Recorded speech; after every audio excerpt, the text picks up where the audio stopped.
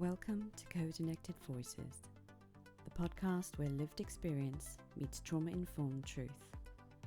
I'm Janine, founder of Kodennected, somatic trauma coach and specialist in narcissistic abuse recovery and neurodivergent well-being. Here we talk about things like workplace trauma, emotional manipulation, nervous system healing, and the power of reclaiming your voice. Whether you're navigating narcissistic abuse, parenting through neurodivergence, or rebuilding after burnout, this space is for you. Let's reconnect, let's embody, let's transform. You're listening to Kodennected Voices. Let's begin.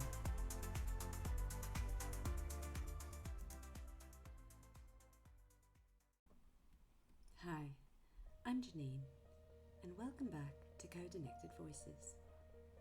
Today I want to share something that really struck me. I've been inspired by the animated film K-pop Demon Hunters. Now, I'm not here to review a movie. I'm here because this story holds a powerful metaphor for healing. In the film, the heroines face demons, but for me, those demons represent something much deeper. The protective parts of ourselves that form when we go through trauma. These parts, the fight, flight, freeze and fawn responses, were never enemies. They arose to keep us safe. And when we meet them with compassion, we realize they've always been on our side. When I work with clients, I often say, we break and we can't be put back together perfectly. But maybe that's the point. Our cracks tell a story of survival. And it reminds me of kintsugi, the Japanese art of repairing broken pottery with gold. The cracks aren't hidden, they're celebrated.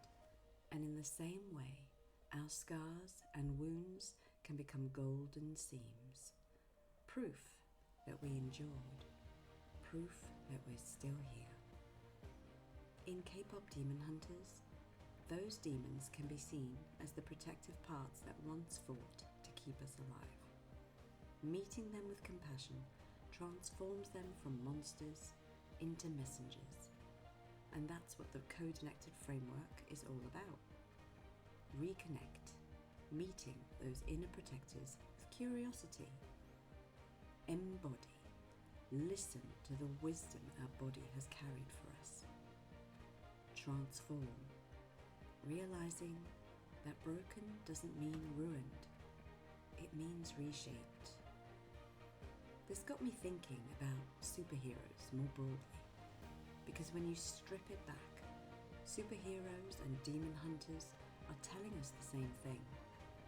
Our wounds are part of our strength. Superheroes didn't emerge just to entertain us. They appeared during times of struggle, when society itself was trying to cope. In 1938, Superman arrived as the Great Depression lingered and war loomed, a symbol of hope and protection. Wonder Woman was born in 1941, carrying compassion, strength, and justice at a time when women were fighting to be heard. Batman arose from trauma, the loss of his parents, showing that grief can be reshaped into purpose. These characters weren't just stories, they were cultural protector parts. Just as our nervous system creates patterns to protect us, societies created superheroes to hold the collective pain and transform it into strength. Think about how many heroes are born out of trauma. Batman channels his childhood loss into a relentless drive to protect others. Spider-Man carries the guilt of Uncle Ben's death, leading to his mantra, with great power comes great responsibility. The X-Men embody the struggles of being different, misunderstood, excluded, and yet incredibly powerful. Their story mirrors what it feels like to be neurodivergent in a world that doesn't always understand. None of these stories are about perfect people. They're about cracks, scars, and resilience. They're about ordinary humans who turn pain into power. In today's world, our heroes look different. Black Panther taught us about heritage, community, and pride. Captain Marvel reframed strength and femininity.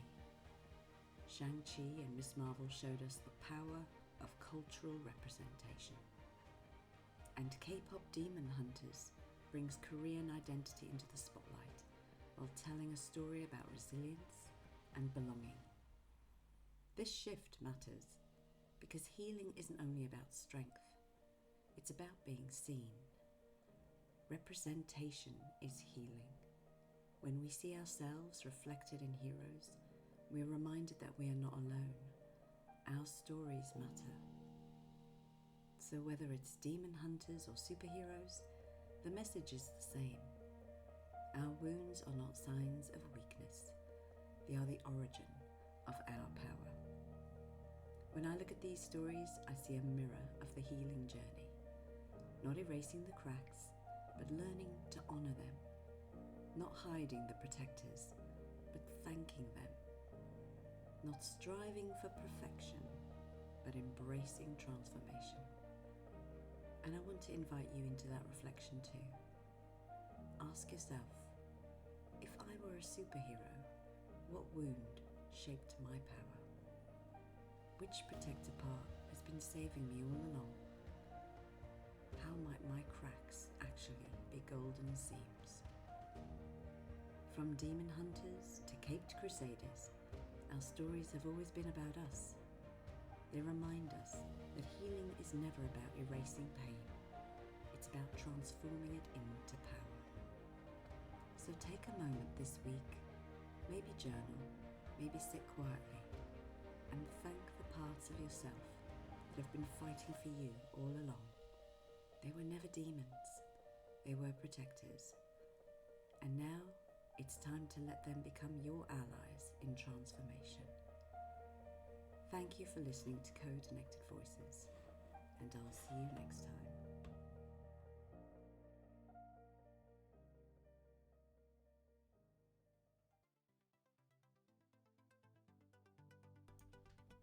Thank you for joining me on Kodennected Voices. If something in today's episode spoke to you, trust that it mattered. Your story matters.